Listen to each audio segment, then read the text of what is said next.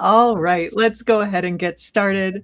Hello and welcome to FEMTECH Live Lounge, a quarterly discussion that celebrates the intersection of technology and the AI industry. This series is presented by Virtual Patent Gateway and moderated by Jessica Broyles, VP of IP Services and Solutions at United Lex. Joining Jessica, we have Haley Day, Senior Account Executive at Litify, Malika Gupta, IP Asset Management Specialist at Harman International, and Krista Johnson, Senior Legal Operations Evangelist at DocuSign. And with that, I'll hand things over to Jessica. My goodness, thank you so much, Caitlin. That voice is, Yes. we need you on that. So professional. Well, thank you for the wonderful introduction. And we're going to tee off this session today. Welcome to FEMTECH Live Lounge, our quarterly discussion. As Caitlin said, I am Jessica Broyles. I am with United Lex, and I will be moderating today's discussion with our distinguished and lively guests here. And what we're going to be diving into today feels very timely.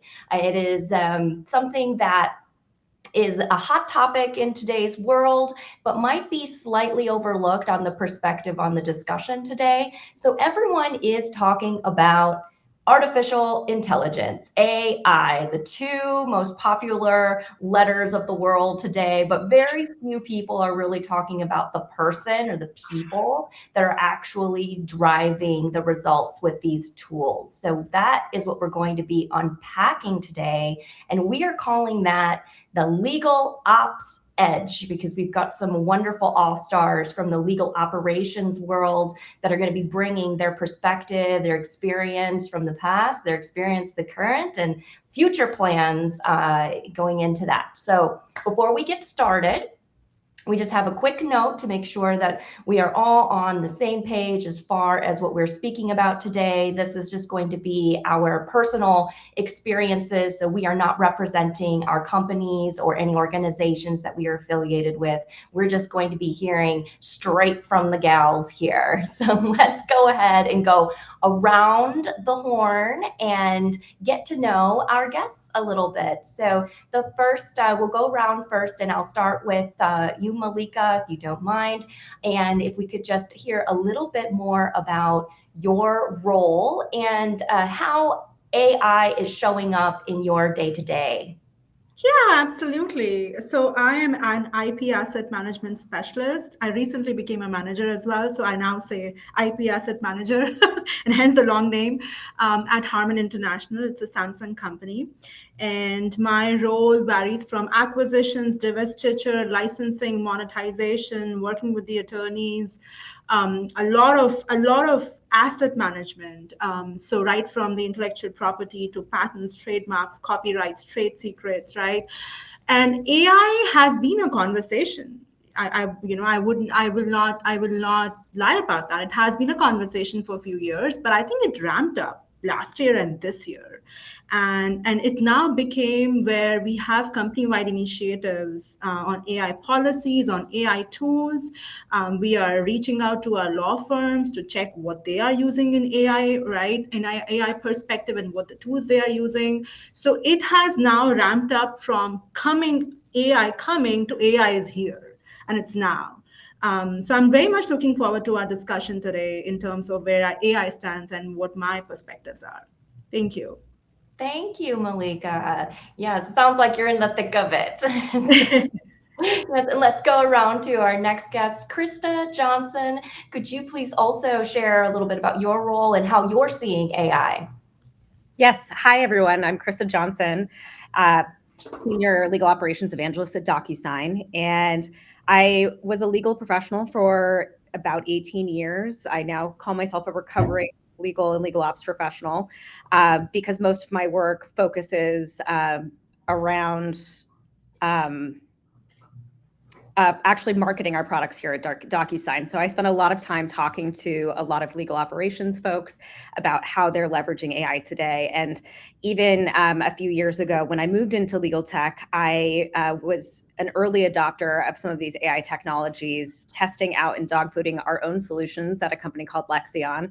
So I'm very familiar with kind of the progression we've seen over the past decade, 5 years. I've been following along on this progression as a tech forward legal operations professional. So looking forward to having this discussion today, and hopefully leaving everyone with some nuggets they can go and implement after this call today. Wonderful. Thank you, Krista. It sounds like you know how to, you've had some experience building a moving train. Oh, absolutely have. We've been flying the plane as we built it. Yes, yes. And so let's get to our last but not least guest that we have today, Haley Day. Could you please share a little bit about your personal role and also about professional role and how you are seeing AI in your day-to-day? Yes, thank you so much, Jessica. This is my second time on FEMTECH Live Lounge, so I'm excited to be back. And special thank you to Virtual Patent Gateways for having me back again. I am a senior account executive with Litify currently. Litify is a legal technology solution. We do have AI embedded into our tools. We are an enterprise legal management solution for in-house lawyers, as well as offering practice management for our law firms. My background, however, has been in legal technology. And even though I'm a licensed lawyer, I sought out my career in legal technology because I really enjoyed the creativity and the novelty of newness that you have. As we know, legal technology has been bursting at the seams with new products and creations coming up every year. I feel like every year at Clock, we see the floor of what is coming. And then the next year, we see the floor of who's joined forces with who. So it's a very exciting time to be in legal technology and to be speaking about this topic of AI. It's been a hot topic. Everybody talks about it, but what I'm excited about today is to really get into, what we're actually doing with it day in and day out. My role is mostly working with legal operations professionals on their needs. So I use AI myself, but I also like to showcase how my customers use it and really dive deep into their use cases. That's an interesting perspective as well, because it seems like you have 100 perspectives behind you as well, because you have to look at it from so many different facets from the range of clients and partners that you're collaborating with, I'm sure. They're all through the legal lens, but we have a lot of different roles that we wear in legal operations, as Malika and Krista can attest to.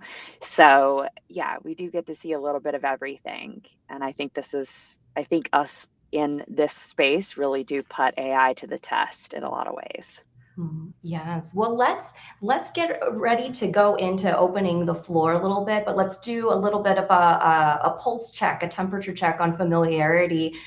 We have a poll that we will get posted up here in just a moment, and we'd love for anyone that is viewing in to use the QR code link here. It's very nice, easy poll. It's anonymous, so that we can go ahead and just get a nice little understanding on where people are. So we have this first question is, how often are you integrating AI into your personal life to scale your time? And so we're looking to see if we've got, it looks like there's a little bit of a delay. So we've got some daily users it's my virtual personal assistant for everything.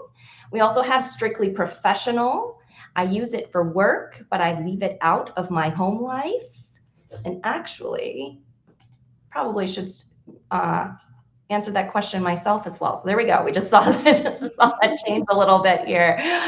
Strictly professional, I use it for work, but I leave it out of my home. And then never, I still do everything manually. And it looks like we've got a lot of people that are really high usage, a little variety here.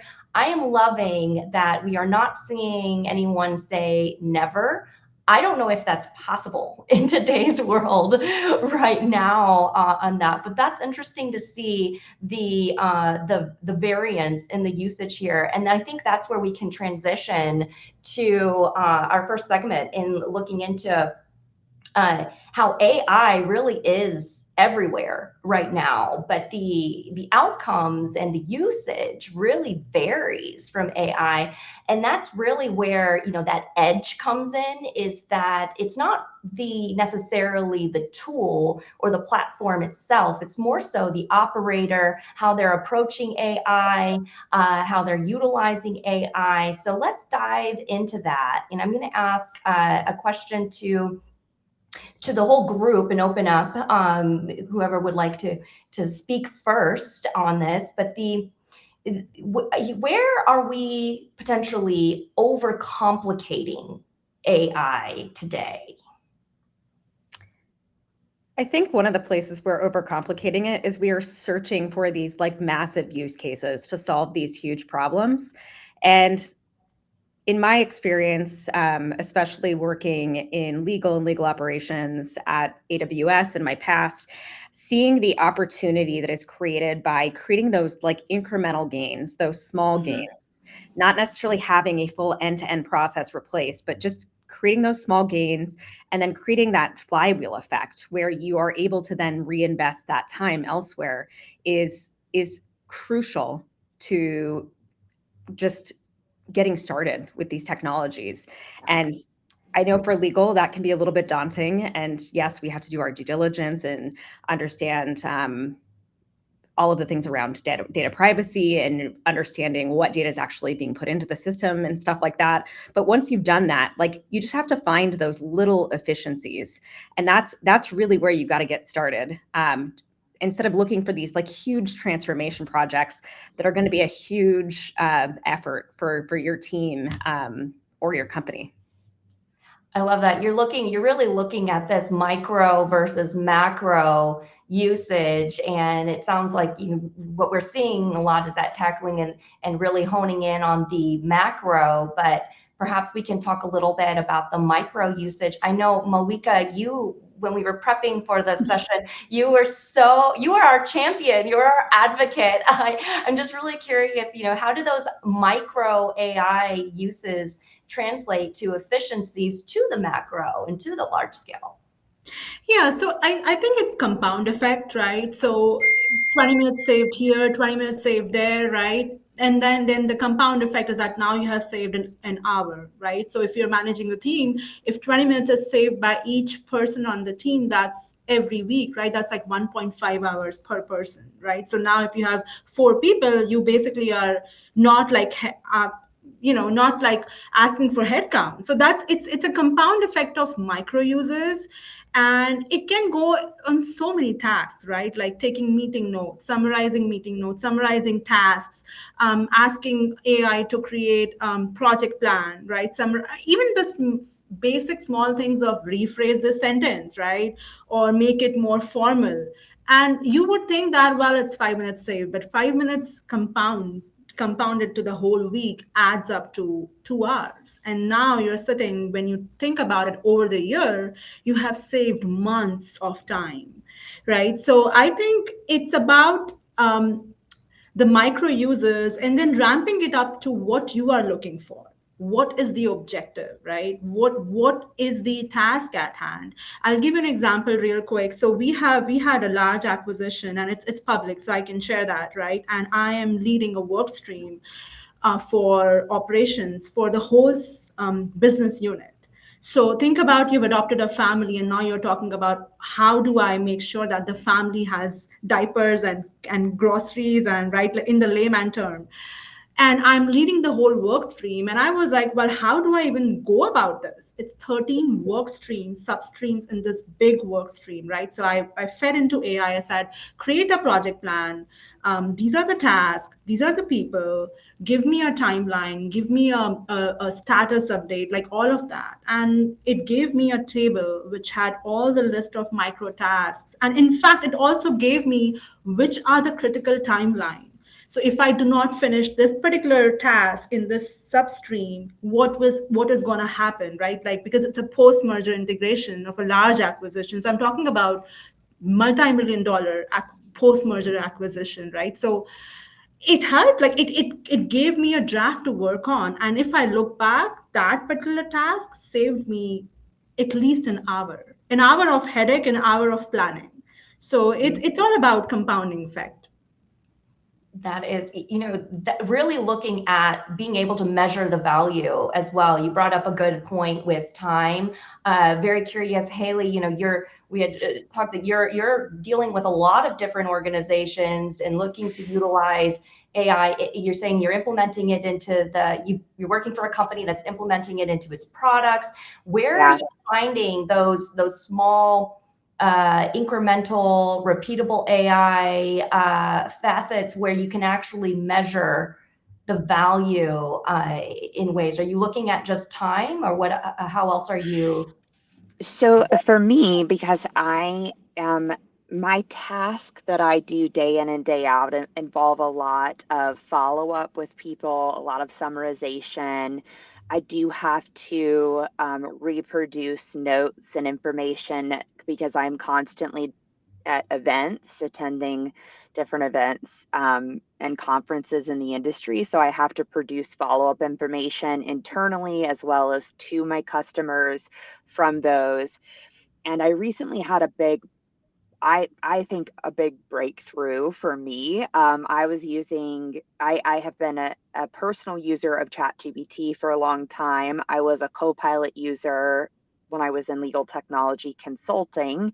And I really thought Copilot was going to, and it still may, change the world for my Microsoft users. It was getting better. I switched when I came to Litify over to a Google Suite shop. So that is, we are a Gemini house here. However, we do use Agentforce because we're built on Salesforce.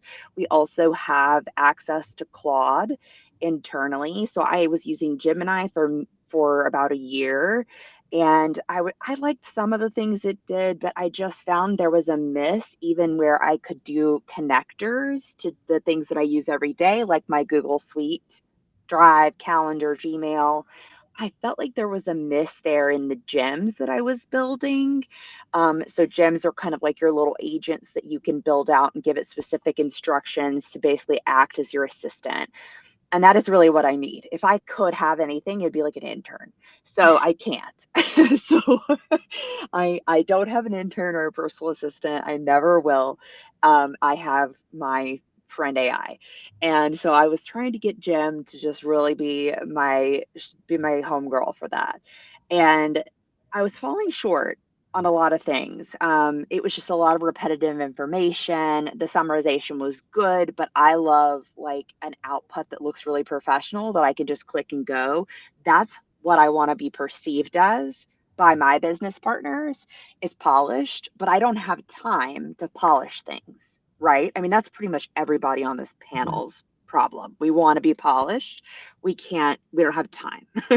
Not to mention we're all like, women, mothers, wives, partners. We're all like wearing a million different hats. We're taking care of something or somebody. And so there's just all of these areas I wanted that to be. And I did get the chance to pilot Claude, and Claude has been my breakthrough.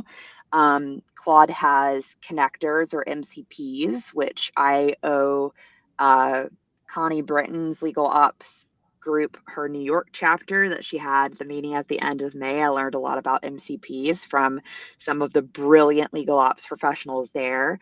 That changed everything for me and actually did automate some tasks for me. Updates into those forums that I'm constantly having to like regurgitate my notes into or push out, executive summaries in. And so my life is a little bit different because I'm kind of all over the place. But at the same time, I think it's like every American, we've got a million different hats we're wearing. And that was a huge win to me, is just making my material more polished and making those updates to things that I would normally have to go from platform to platform, email to email to do. That is, that's right in line with that micro versus macro. You're almost like a little mini organization in your own, because that translates right into what a lot of organizations are doing today, is that they're looking at various tools, trying to find that happy happy partnership, happy collaboration. I'm just curious, Krista, from your perspective, I don't want to load the question, but do you feel that companies are chasing tools instead of skill sets? What's your thought? I mean, I think a lot of companies have mandates right now to go out and use AI without a lot of guidance and maybe not the level of guardrails that your legal department would probably appreciate. But I do think that is important. Like, we do need companies to kind of define what, AI use should look like within their company and kind of set those policies internally.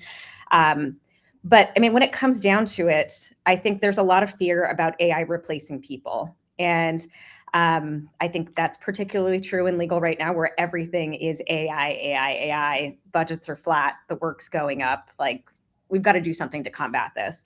But it goes back to the fact that we shouldn't just be using AI for everything. We do still need to be like experts in our field. We have to verify the outputs, and you have to have those baseline skills to be able to do that. So my expertise as a legal ops professional isn't diminished by AI. AI allows me to get to the outcome faster because I am using my expertise to prompt it. I'm using my expertise to design what that output looks like and how polished it is, given the audience that it is going to. And so, like, those skills and that the importance of that is not going away. What I'm doing is I'm actually taking those skills and essentially encoding them into some of these AI tools that I'm using. And I still am reviewing outputs, but it's allowing me to scale my own impact because I'm taking the framework that exists within my brain, putting it into something the computer can assist me with, and getting to that, at least that first draft, faster, so that I'm able to get something out the door that reflects the quality and standard of work that I expect out of myself. Sounds like you have a pretty good vision of, establishing what your goals are and how you want to utilize the tool. Same thing with you, Haley, as you were saying, as you're vetting different tools, you had a very clear vision of the challenges you wanted to overcome to say this wasn't meeting my needs. I think we have another poll that lines up with that. So I think we can get that up and go to the next little segment here, is looking into what is the goal, your primary goal when you're prompting an AI tool. Are you looking at those microtransactions where you're shaving off a few clicks or minutes on a tedious task? Are you looking at the big project where you're writing extensive multi-page prompts, handle complex workflows? Maybe you're just brainstorming, looking for those blind spots or alternative perspectives.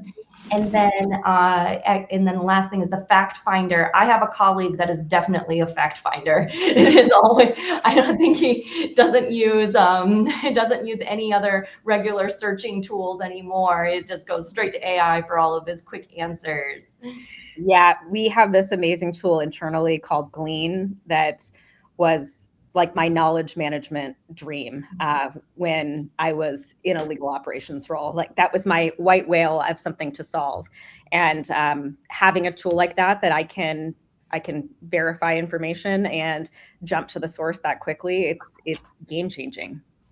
Oh my gosh, this goes right into our next kind of topic, is looking into a little bit more into the legal operations. I mean, we know that legal operations sits at the intersection of law, process, and technology. So in many ways, the vetting and exploration and adoption of AI is not really new to legal operations. It's another tool for us to explore. But I am curious about your roles in particular and how they may have evolved, where legal operations is really stepping in the lead. Krista, you had mentioned that this is something that you have transitioned into. And so a question, I'll open it up to the group again. Just curious how your role has become more technical over the years from where you started. And actually, we'll go ahead and start with, maybe I'll just call on you, Haley.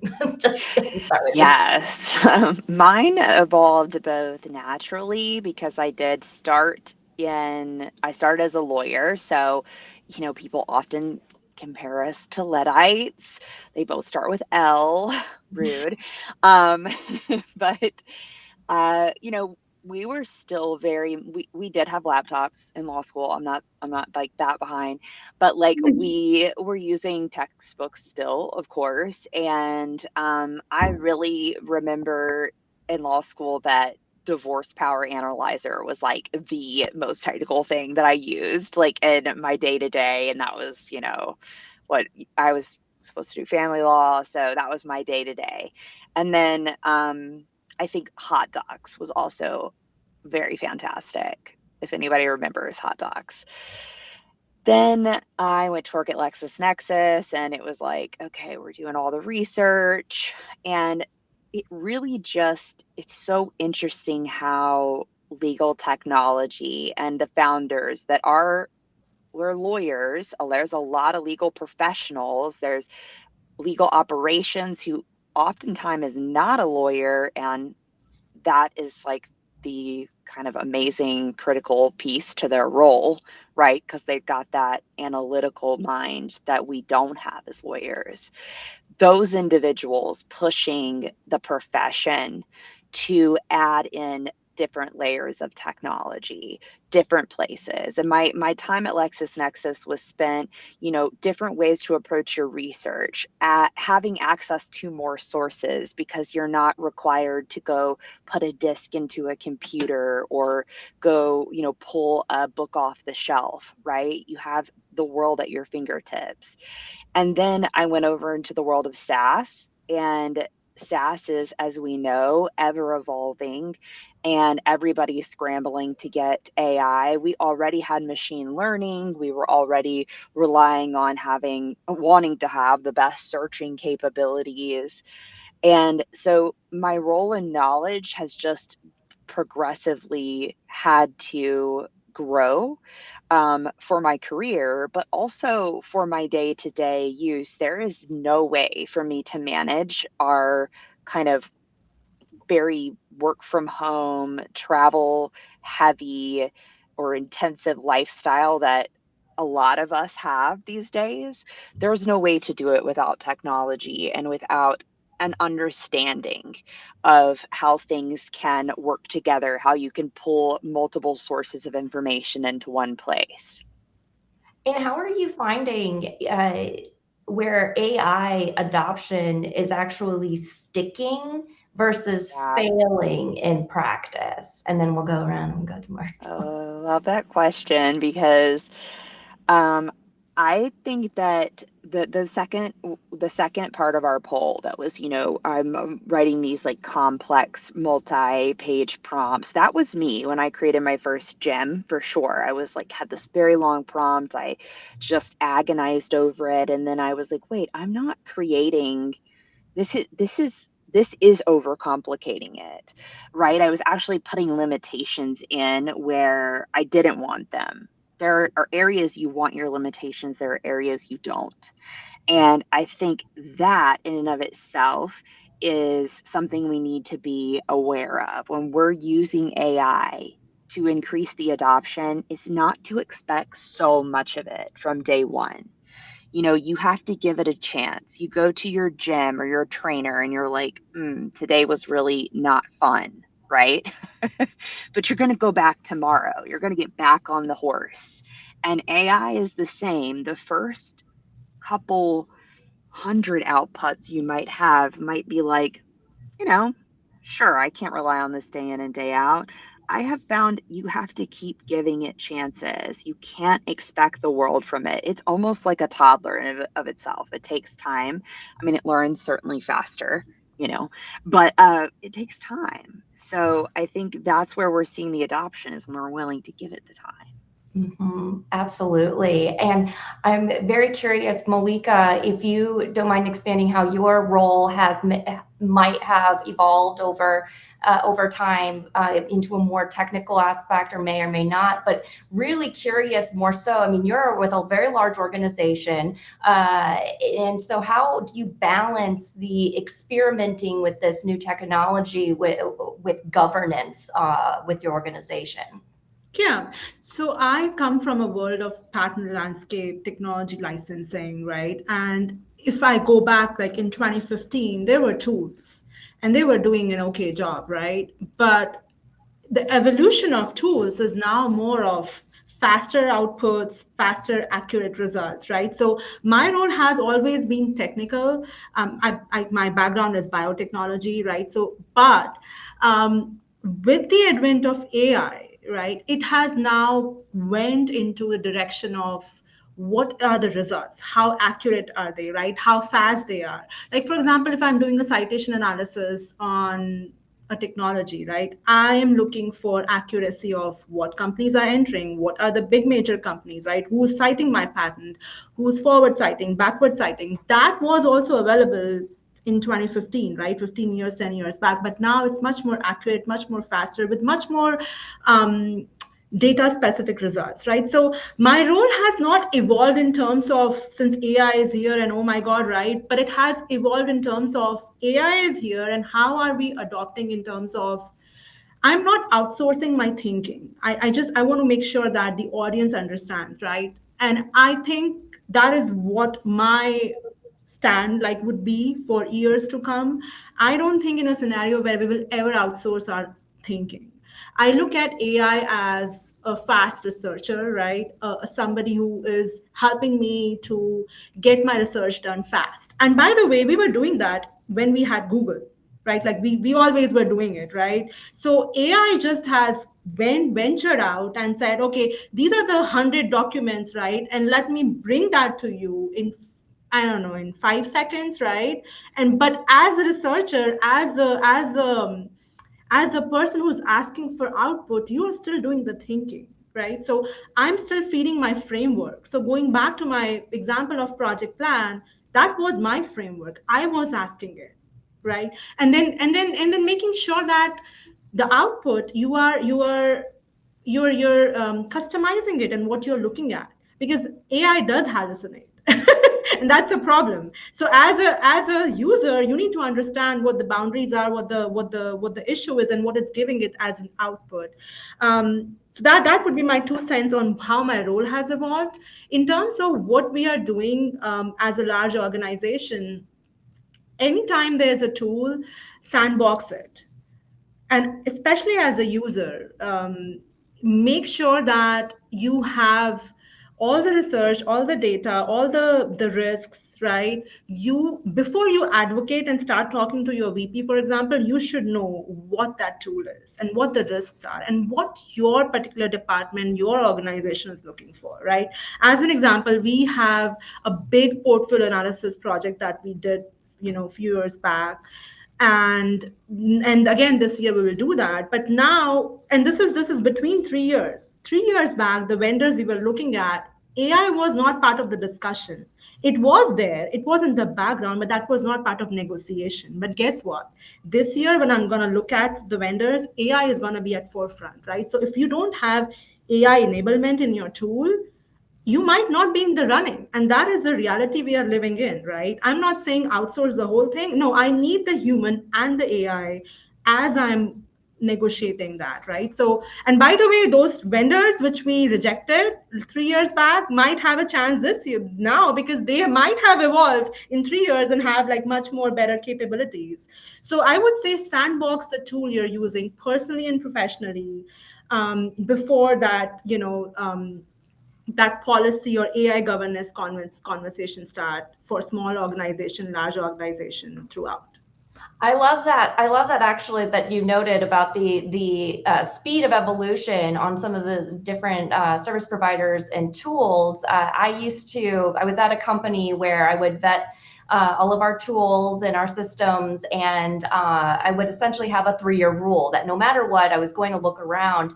And it's just, typically there were incremental changes, but nowadays we may see a completely new product. So yeah, we should definitely all keep our eyes and ears open to exploring options. On this topic, I wanted to round off with Krista to give her a chance to explain, because I know you had given us a little bit of a sneak peek about your evolution and just your career. I'm curious a little bit more of how you've seen that. Have you seen yourself being pulled more in a technical direction? And if you're able to give us a little more insight, more specifically, just in this legal operations world, how you maybe have seen AI being implemented on a contracting standpoint with DocuSign. Yeah, absolutely. So I don't know if I consider myself unique, but I grew up in a house where technology was around. My dad worked with computers, so we had a computer in the house when I was born in the late 80s. We had the internet by the time I was in kindergarten at home. So I was kind of How on big was your computer? How big was it? Was we're talking like the big bulky monitor and everything. So I was really fortunate to kind of grow up in that kind of environment where experimenting with tech, using tech was really encouraged just in my development growing up. And so as I moved into the legal profession when I was in college, I was always looking for better ways to do things, because it seemed like there was so much that was just unnecessarily administrative. And as I moved into my first in-house role, we had these like really standard templatized forms of agreements that I was spending hours a week filling out. And oftentimes, like, I wasn't getting the correct information despite asking for it. And there was a lot of back and forth. And I was like, you know what? I'm going to take this agreement. Like, there's really only like certain options. And yes, there's still information I need to verify, but I should just be having the business do this and then sending it to me to verify, because I'm also the only one at the time using DocuSign with a DocuSign account. So they can't send it out for signature. And so we were able to get comfortable with that, with them actually kind of taking the pen and having access to like very limited locked down options before that was even really a thing, which I know now some aspect of business self-service is almost standard in this industry, but this was back in 2013. So I've been trying to do this for a long time, because I've always felt there are better ways to do things. For contracting specifically, which most of my in-house background has been focused on, like working for SaaS companies, heavy tech transactions, high volumes of contracts with lean legal teams. So we naturally had to find smarter ways to do things. So I taught myself how to like code in VBA to create even more dynamic templates within Microsoft Word, because that was what we had access to. I built some light content or contract creation tools in SharePoint, because again, we had to do something because we weren't going to scale. And at this point, we have like a riches of tools, and you can see that the maturity amongst legal teams is really varied when it comes to the adoption of technology to really drive these contracting processes. And I mean, yes, I think everyone knows that using AI to review contracts and to extract data, that's like a really like solid, easy use case. But I want to take that a step further, because where we're moving into is the world of agents, which Haley, you've kind of talked about a little bit through Gemini Gems and MCP connectors. But that really is where the opportunity is for legal teams today. There is a lot of administrative work and like process related work around getting a contract executed, and even post-signature obligation management and things like that, that is just, it's very manual and tedious today. And we have to move more towards this path of automation. That said, I know there's a lot of fear around this. Automation doesn't mean unsupervised. You definitely can have these tools where you have these strong guardrails and frameworks built into them. That it's the same thing that a human would be operating under. It's the same way you would train an intern to do these things. You can do that same thing with these tools.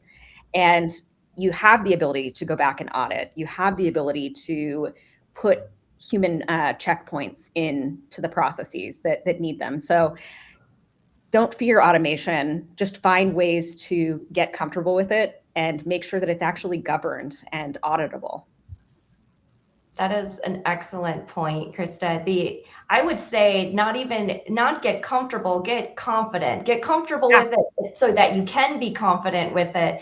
My background, I started off as a docket clerk at a boutique IP law firm, and so I was handling all of the deadlines, essentially deadlines of everything that needed to be tracked in the docketing system manually. And let me tell you, every incremental tool improvement had to be tested and made sure that everything was comfortable for the users, but then confident for our clients and ourselves. So I love that perspective. I mean, if you think about it, like those of us that have been in the legal field for some time now, like you can look back on your own career and see some of these tech evolutions. Like I still have one of those wheels for calendaring, like docketing, like I still think about that often, that I used to use this little wheel every single day, multiple times a day to like calculate dates. And it's just, it really is wild how far we've come in the last 10 or 15 years. You know, that's actually a very interesting, now that I think about it, it's almost like AI has almost centralized all the existing tools that we used before. Instead of having your favorites folder with all the links of all of your, I had that date calculator and then this, all the different various links. It's almost like you can go straight to AI for those quick items. So we are going to progress on to our last poll, keeping it into the legal operations sphere before we kind of open it up and get a little more fun, a little more personal on how we're using AI. But if we can get our next poll or final poll up. Now this is how do you view the rise of AI in the legal operations field? So the first option where we're seeing 100%, and what's interesting, I'm going to answer myself as well, an absolute opportunity, a way to secure a permanent seat at the strategic table. I think that's been the theme of the whole conversation today. Now, there's another one with neutral. It's just another tech transition, exactly like e-billing was. And we're no strangers to the evolution of e-billing and the disruption of e-billing in disruption can be a good thing in our space, a bit of a threat. It feels like we might be training AI to eventually replace us. I'm so glad that we don't have anyone that is fearful of the matrix happening. And then we must not have a lot of attorneys on, because that's too early to tell. I feel like that's the attorney or politician answer. I'm currently too underwater at work to even look at it. So that's an amazing way. It's really good to see that in general, a lot of people are really looking at AI positively from a professional standpoint. But let's switch topics and switch gears towards the last third of our time here today, and kind of look at things from more of a personal aspect on how you're trying to scale yourself just both professionally and personally, and seeing how this is improving our lives overall. So let's see, who have I not started off with? So I'm going to open up, but we'll start with Krista this time on this last one. The question is, how are you using AI outside of work? Oh man, I use AI for. I experiment with using AI for almost everything. I'll start there, but I do use it almost daily. I have my own personal paid license to one of these tools. I won't tell you. Well, actually, I have multiple. That's more because I like experimenting with them, but I use it for a lot of things around like managing my kids' calendars and schedules. So my husband and I, we have 3 kids. My husband works at Amazon. So it's not like he has a very like an easy day job, and nor is mine. So we have very little time to like really kind of get these things hammered out and figured out. So anything around that, including scheduling summer camps, that was a huge win for me this spring, identifying and being able to like get schedules together for summer camps for all 3 kids was a much less painful effort than it usually is. I don't know about anyone else, but usually that like early January period is when those are all due. And it's a scramble after the holidays to get it decided like who's going where when. I also use it for vacation planning. As much as I do really like vacation planning kind of as a hobby, I'm a planner type A person at heart. I don't have as much time as I used to a few years ago to do this. And so being able to use AI to come up with ideas and to help pull together schedules and packing lists is really, really helpful. And then my last one that I use almost every single week, I play Magic the Gathering with my husband and with other people in our local community. And I use AI constantly to help me build my deck and to count the number of lands that I need in different colors. So I went from having to do that manually where I had a prompt I would copy and paste to now I can just take a picture and tell it what I need to tell it for context and let it run. And most of the time, one of the solutions is better than the others when it comes to math. I'll say that. That's good. Yes, I have also seen this. That's fun. Let's go over to Haley on this. Haley, can you share? I know you are an avid. You said that AI is essentially your personal assistant. So in your personal I'll life, never have one, so it's as close as I'll ever get. God, I wish I had thought about summer camps. This is my first round with summer camps. It's been interesting, but so I think. For me, I'm just one of those people that always has a lot of other projects that they want to do.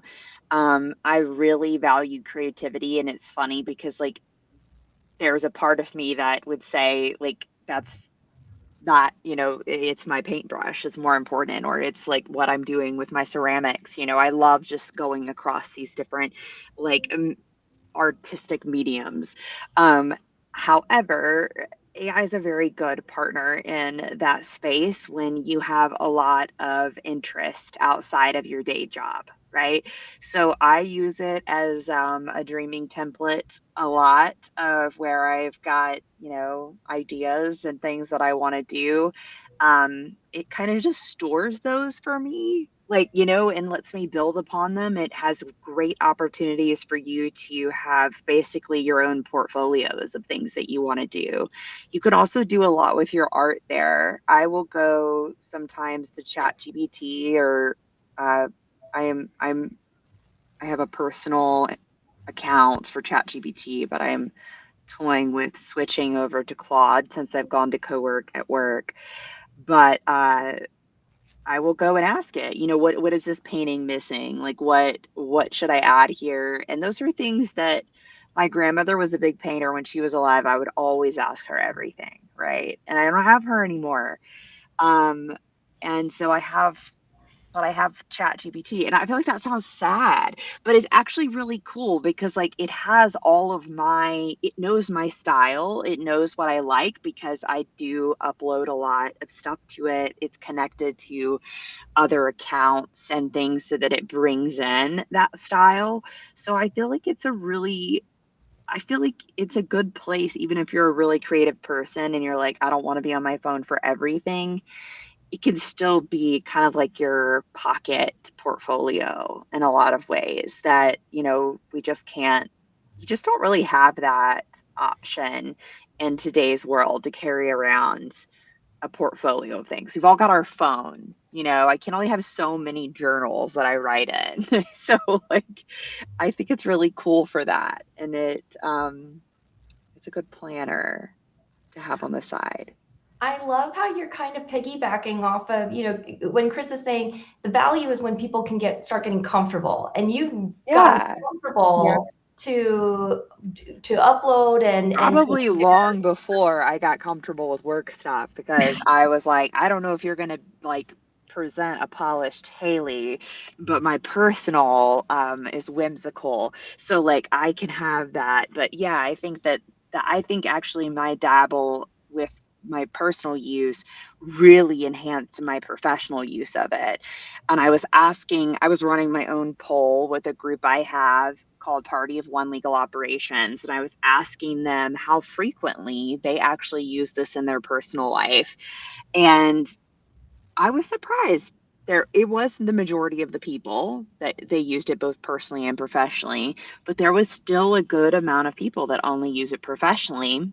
My husband is one of those people, and it's such a different experience. You know, he really sees it as a tool for his like navigating Excel or like, you know, helping condense his work task list. Whereas for me, it's like it is a actual like personal assistant across many facets of my life. Yep. That's interesting you brought up, and I do want to get to Malika, but you know, Krista, you had mentioned your husband, you mentioned that he's using AI as well, but it sounds like, I'm just curious, is he also using it more in the professional space, or is he also, you know, looking up next year's camp? Yeah, no, I mean, I think I take on a lot of that, like invisible labor, as it's kind of called, you know, in your home. And he definitely uses a lot professionally, being at a tech company, but most of his usage personally is for like silly stuff. Like back when OpenAI had a separate Sora app to create videos, they would spend hours just like sitting together and creating really funny videos. And so for him, I think he's found it to be more of like a fun thing and a creative outlet on his personal side. Whereas he recognizes there is value in it within your personal life, but it unfortunately can't automate a lot of the tasks in his workload split, which is laundry and dishes. So not yet, at least. So for now, it's just fun stuff. Oh my goodness. That is, I love the translation of, I think a lot of people are they're getting exposed to AI in the workplace and really getting more trying to learn and develop in the workplace. But I love that avenue, Haley, of that, you know, if you get comfortable in your personal life, that's just going to translate over into the work. Yeah. And we've got saved Malika here because I know you're an all-star. I know you've I was waiting for you to come on me. Okay, so now I have my chance. All right, so I have so many examples. Okay, just day before yesterday, I was in Whole Foods. I took a picture. There was muskmelon. There was cantaloupe. Right, we all have gone to shopping, and we're like, which one is the juiciest? Right, the orange, the muskmelon, the cantaloupes. I took a picture. I fed into ChatGPT, and I said, which one is the juiciest? Right, and it gave me left corner at the bottom, which has netting, is the one which is juiciest. And lo and behold, I got it, right? And I use it constantly. And I have personal account on ChatGPT paid, Claude paid. And I use constantly for daily questions, right? Like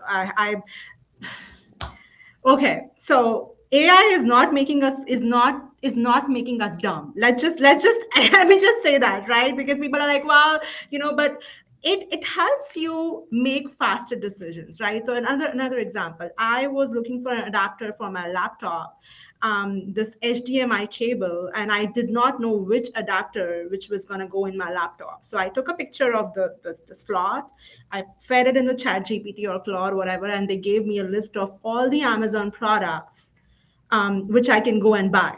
Right. And like from the lowest category to higher category, like everything. That to me is not dumb. That to me is smart. Right. Like versus me figuring it out and spending 20 minutes of my time. And that's like so many use cases. I'm also a coach and a content creator, and I'm also a published author. And I use constantly AI to produce content for my business outside of my 9 to 5. So I constantly go back and forth of what is the niche, what is the market size, give me this prompt, give me that prompt, right? And it has helped me so much because just as an example, you can take a picture of somebody speaking on their framework and you can fed it into AI and say, use this as an inspiration and give me a framework as an example, right? For all the coaches and content creators there out there. And it helps you to use AI as your personal assistant, as your fast researcher, but it also like it helps you in making faster decisions, which you would have normally taken 20 to 25 minutes researching or asking somebody or reaching out to your girlfriends or your husband. And I sometimes jokingly say, my husband and I go, you have replaced me with AI. I'm like, yes, absolutely, 110%. The robots are coming.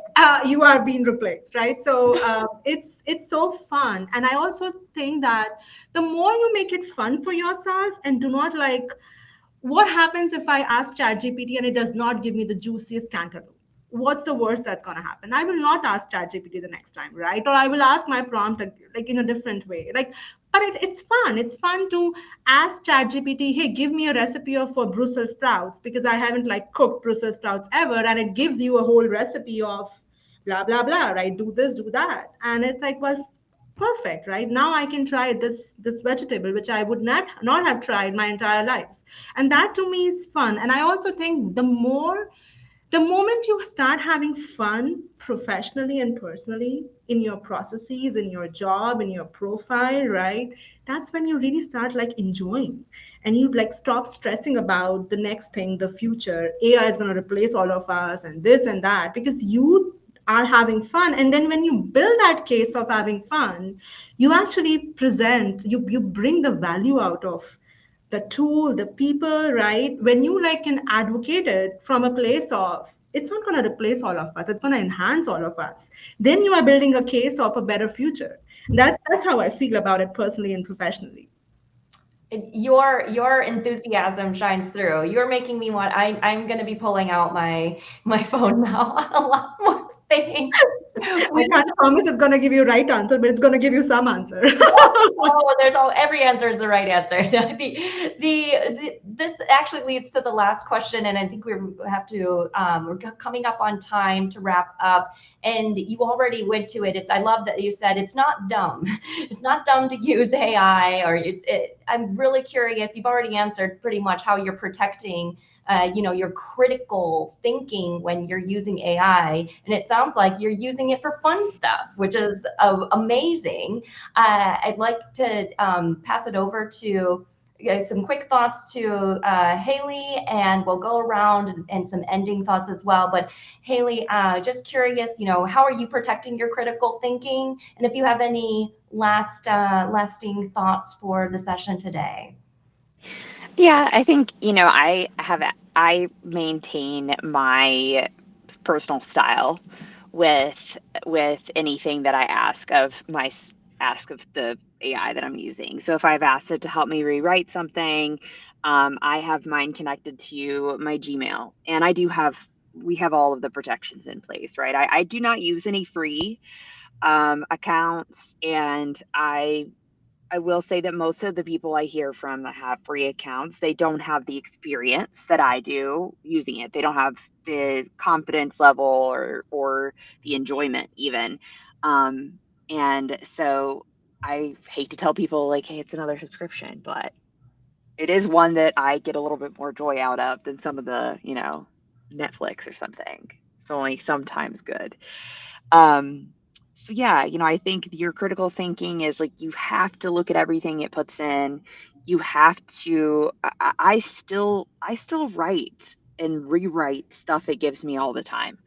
It's just when I'm having thought or task paralysis. And I feel like we experience task paralysis a lot because we have a lot in our face every day.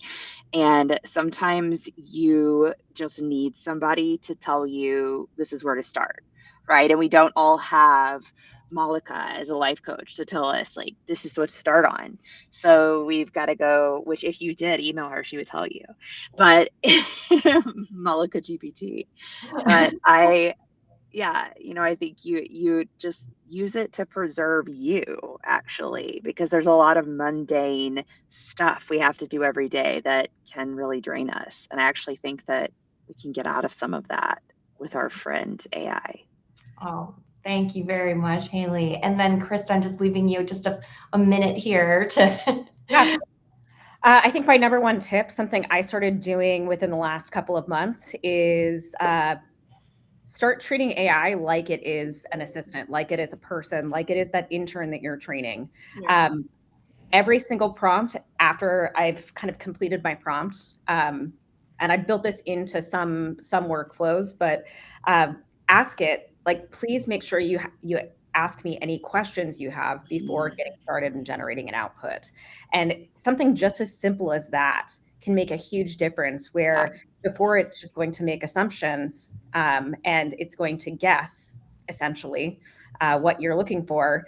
That one simple prompt can lead to 2 or 3 follow-up questions that saves you a bunch of prompting, iteration, further edits.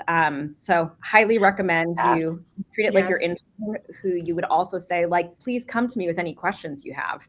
And it will do that. And the outputs are significantly better. Yeah, and I would round off, Jessica, by just adding to Krista that edge is you. Edge is not the tool, right? The edge is all of us. All that we had the conversation today, we never said AI has replaced us. We said we are prompting AI. We are using that tool, right?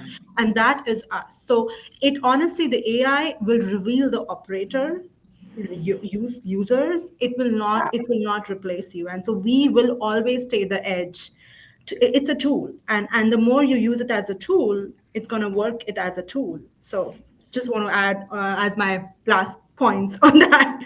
That's wonderful. Thank you so Love much. it. I want to just thank everyone here, because I believe we are at time. I think it's reminding everyone that we are the edge. The humans driving the tools are always going to be in the driver's seat, and also to be enthusiastic, open, approach it, and share your information, share your successes, the little tips that you've won. People will, that excitement will be contagious, both in your personal and professional life.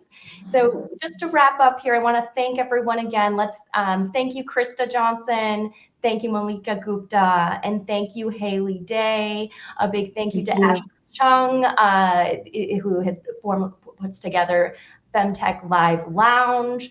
Haley, you had mentioned as well, we're going to thank our other wonderful female in the legal ops world, Connie Brenton. Shout out to her at legalops.com, the Adapt. Yes, we love you, Connie. And all of our friends that I'm sure we're missing a lot here. But thank you so much for everyone that has joined.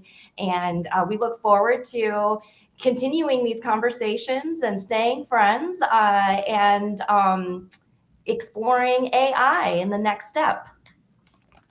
Thank you for having us. Thank you so much. Thanks, everyone.